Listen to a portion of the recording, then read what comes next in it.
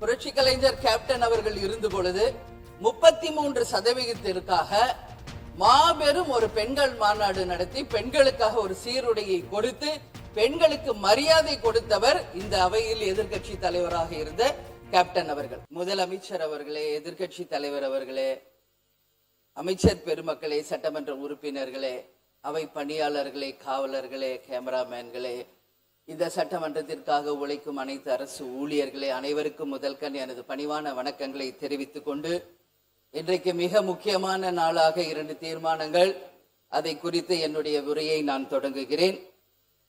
மத்திய அரசு இதுவரை தொகுதி மறுவரையை தொடர்பான இந்த மசோதாவில் சட்ட முன்மொழிவு இதுவரைக்கும் மத்திய அரசுல சட்ட முன்மொழிவு இதுவரை கொண்டு வரவில்லை. அப்படி இருக்கையில் நம் தமிழ்நாட்டில் அந்த கொண்டு வருவதை எந்த அடிப்படையில் இது சரியாக இருக்கும் என்பதை நான் கேட்கிறேன். ஏன்னா இதுவரைக்கும் சட்ட முன்மொழிவு நம்மளுடைய மத்திய அரசு கொண்டு வரவில்லை.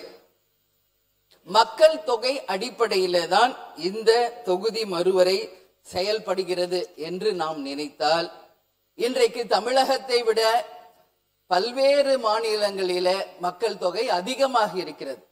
அந்த மக்கள் தொகை அதிகமாக இருக்கிறது என்ற ஒரு காரணத்துக்காக தமிழ்நாட்டில் இருக்கின்ற எம்பிக்களினுடைய எண்ணிக்கை குறைய வாய்ப்பு இருக்கிறது.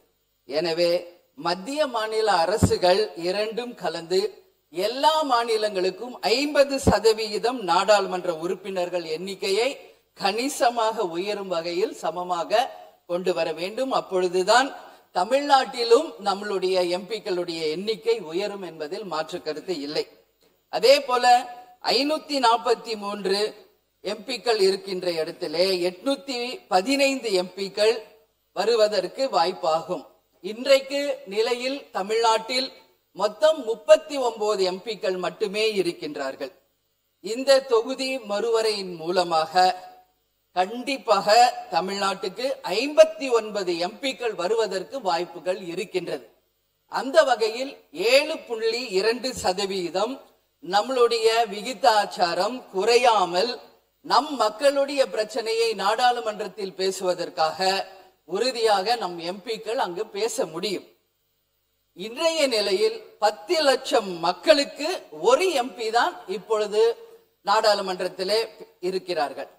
இந்த தொகுதி மறுவரை செய்வதன் மூலம் 7 லட்சத்திலிருந்து 8 லட்சம் மக்களுக்கு ஒரு எம்பி விகிதமாக அந்த தொகுதிக்கு மக்கள் சிறப்பாக கண்டிப்பாக நம்மளுடைய எம்பிக்கள் பணியாற்ற முடியும்.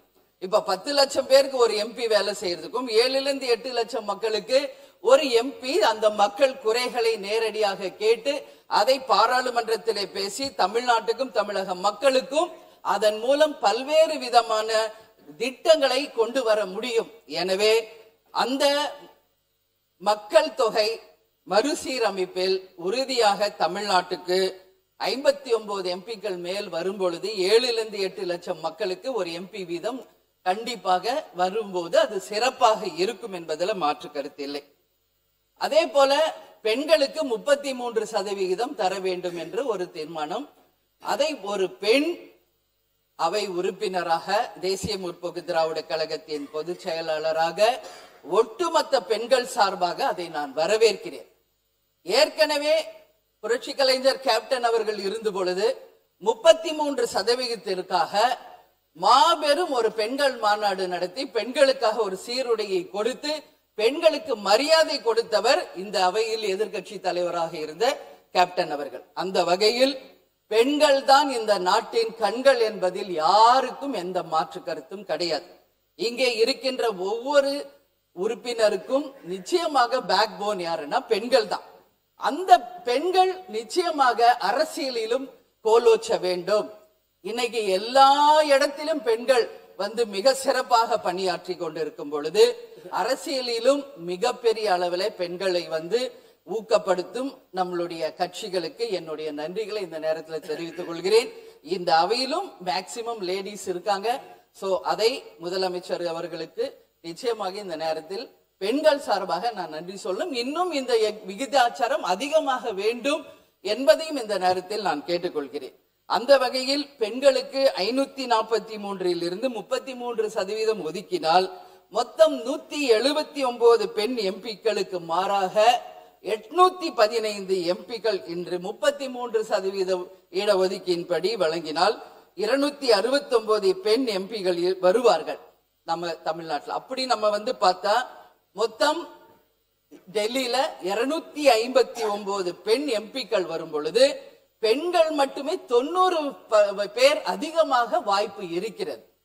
அதனால நிச்சயமாக இந்த 2 தீர்மானங்களிலுமே ஒன்று, மத்திய அரசு சட்ட முன்வடிவு கொண்டு வர வேண்டும். அதற்கு பிறகுதான் தொகுதி மறுசீரமைப்பை பற்றி நாம் ஆய்வு செய்தால் சிறப்பாக இருக்கும் என்ற என் கருத்தை கூறுகிறேன். பெண்களுக்கு 33% வழங்கி நிச்சயமாக நமது தமிழ்நாட்டில இந்த 39 எம்பிக்களை 59 எம்பிக்களாக உயர்த்தி 7-8 லட்சம் மக்களுக்கு ஒரு எம்பி வீதம் டெல்லியிலே சென்று தமிழ்நாட்டுக்காக குரல் கொடுக்கும் பொழுது நிச்சயமாக தமிழ்நாட்டை இன்னும் நாம் மிகப்பெரிய அளவிலே வளர்ச்சி பாதைக்கு கொண்டு செல்ல முடியும். மக்களுக்கும் மத்திய அரசின் மூலம் கிடைக்க வேண்டிய பணிகளும் திட்டங்களையும் கொண்டு வர முடியும். மத்திய அரசின் மூலம் மாநில அரசும் நிச்சயமாக அந்த திட்டங்களை கொண்டு வர முடியும் என்பதில் மாற்று கருத்து இல்லை என்பதை என்னுடைய கருத்தாக கூறி வாய்ப்பு கொடுத்த நமது பேரவை தலைவருக்கு நன்றி கூறி அமர்கிறேன். நன்றி, வணக்கம். உறுப்பினர் திரு எம் போஜராஜன் அவர்கள்.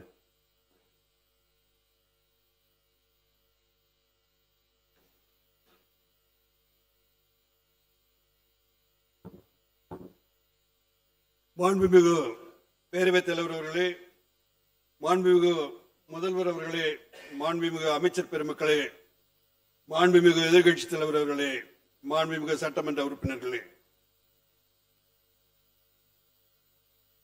இந்த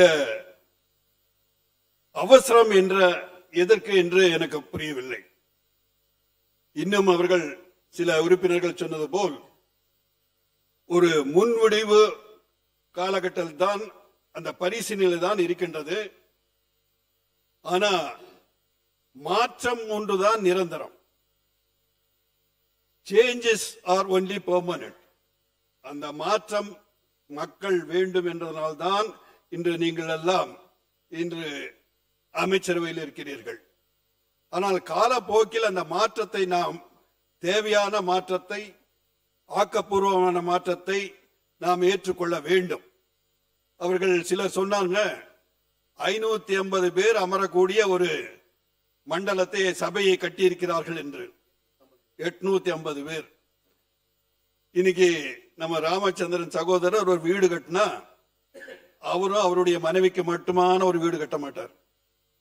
நாளைக்கு அவங்களுடைய குழந்தைகள் வருவாங்க. அதனால ஒரு 4-5 ரூம் கட்டினானா இவர் ஏதோ கணக்கு போட்டு கட்டுறாருன்றது அல்ல. எதிர்காலத்தின் வளர்ச்சிக்காக, எதிர்காலத்தில் தேவைக்காக அன்னைக்கு இடிச்சிட்டு கட்டிட்டு இருக்க முடியாது. அதனால ஒரு திட்டம், எதிர்காலத்தை நினைத்து அடுத்த தேர்தலை நாங்கள் நினைக்கவில்லை, அடுத்த தலைமுறை, அடுத்த ஜெனரேஷன் நாங்கள் நினைக்கின்றோம். அதனால அந்த காலகட்டத்தில் தேவைப்படும் என்பதற்காக அந்த மாதிரி ஒரு நிலைமை அவர்கள் உருவாக்கி இருக்கிறார்கள். தவிர அதற்கு உள்நோக்கமே ஒரு வெஸ்டட் இன்ட்ரெஸ்ட் மாதிரி, ஒரு களங்கப்படுத்துகின்ற மாதிரி தயவு செய்து உறுப்பினர்கள், மாண்புமிகு உறுப்பினர்கள் தவிர்க்க வேண்டும் என்று கேட்டுக்கொள்கின்றேன். இன்னைக்கு நம்ம என்ன பண்றோம், ஊராட்சி மன்றம் எல்லாம் இன்னைக்கு பிரிக்கிறோம். அதே மாதிரி ஊராட்சி மன்றத்தை பேரூராட்சி பண்றோம், பேரூராட்சியை நகராட்சி பண்றோம். இந்த மாதிரி ஏன் பண்றோம்? நிர்வாக வசதிக்காக, அடிப்படை அந்த மக்களுக்கு அடிப்படை வசதிகள் செல்ல வேண்டும் என்பதற்காக. என்னுடைய தொகுதி எடுத்தா கூட நீலகிரியில ஒரு பாராளுமன்ற உறுப்பினர்னா 4 மாவட்டத்தை அடங்கியது. நீலகிரி, பெரியார், திருப்பூர், இந்த மாதிரி ஒரு 4 மாவட்டத்தை அடங்கிய ஒரு எம்பி இருக்கிறார். அந்த 4 மாவட்டத்தை போய் அவர் பார்க்கறது, நிர்வாகம் பண்றது, ஜனத்தொகை எல்லாம் அதிகமா வரும்போது நிச்சயமா இன்னும் கொஞ்சம் அதை பிரிச்சு பண்ணும்போது நல்ல ஜனங்களுக்கு ஒரு சேவை செய்கின்ற வாய்ப்புகள் கிடைக்கும் என்ற நல்லதொரு எதிர்காலத்தை நினைத்துதான் இந்த மாதிரி ஒரு திட்டங்களை தீட்டியிருக்கிறார்கள். அதுல ஒரு கருத்தை நான் ஏற்கின்றேன். எந்த காரணத்தை கொண்டும் தமிழகத்துக்கு ஒரு இழப்பு ஏற்படக்கூடாது. அந்த வகையிலே நமது பாராளுமன்ற உறுப்பினர்கள் ஒருநிலைப்படுத்தி தமிழகத்தின் நலனை கருத்தி இங்கு கட்சி வேறுபாடு இல்லாமல் அந்த நிலை வரும் பொழுது, அந்த மாதிரி ஒரு நிலை வரும் பொழுது எல்லோரும் அமர்ந்து அந்த மத்திய அரசை கேட்டு இந்த மாதிரி இருக்கிறது, எங்களுக்கு இழப்பு வரக்கூடாது, எங்கள் மக்களுக்கு வரக்கூடாது என்பதை உணர்ந்து செய்தால் அதில் தவறு இல்லை. ஆகவே இவ்வளவு அவசரப்பட்டு ஒரு தீர்மானத்தை கொண்டு வருவதை எங்களுடைய பாரதிய ஜனதா கட்சி ஏற்றுக்கொள்வதில்லை. ஆகவே இந்த தீர்மானத்தை நாங்கள் எதிர்க்கின்றோம். மாண்பு உறுப்பினர் கணேஷ்குமார் அவர்கள்.